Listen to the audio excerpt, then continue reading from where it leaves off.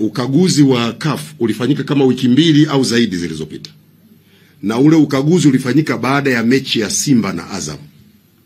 Kumbukeni, sisi uwanja tulishautangaza kuufunga kwa ajili ya kupisha ukarabati. Lakini hizi mechi zinakuwa na mashabiki wengi na kuna mambo mengi ya kiusalama na nini na nini. TFF wakaja kutuomba, tunaomba tutumie uwanja. Siku wamekuja wale, uwanja ule ulikuwa umekatwa nyasi mpaka chini kabisa. Kwa wachezaji walipokuwa wanacheza, na unajua hizi mechi zina pressure, uwanja ukaenda unachimbika baadhi ya maeneo. Wakaguzi wa CAF walikuwepo. Wakatuambia hakikisheni mnarekebisha, na wakataka mashine za kurekebishia pichi wazione. Zile mashine sisi wakati huo ziko njiani, zinatoka kwa mtengenezaji China zinakuja Tanzania. Zimefika wiki moja na nusu iliyopita. Yaani zilifika baada ya siku 5. Dabi kama ingefanyika juzi, Benjamin Mkapa iko tayari. Kwa baada ya ile tangazo lao la asubuhi, tumewasiliana na TFF.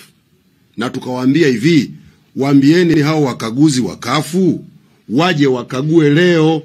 Huwezi ukakagua wiki 3 zilizopita halafu unakuja kufunga uwanja baada ya wiki 3.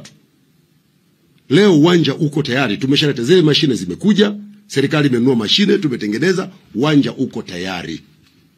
Lakini tulitangaza uwanja unakarabatiwa. Uwanja uko kwenye ukarabati. Hizi mechi zinazofanya pale ni kwa maombi, na kusema ukweli ni kwa maombi yao. Sisi wenyewe hatukutaka mechi yote ifanyike pale, kwa sababu ni lazima umwache mkandarasi mpaka amalize.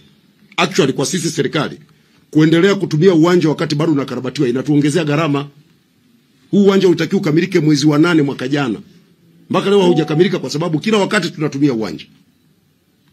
Sasa nafikiri mmenielewa, lakini tumeshaongea na CAF kwamba waje waangalie uwanja uko tayari, tumesharekebisha na mashine zimefika, na lile tangazo walitakiwa watuambie kabla hawajalitoa.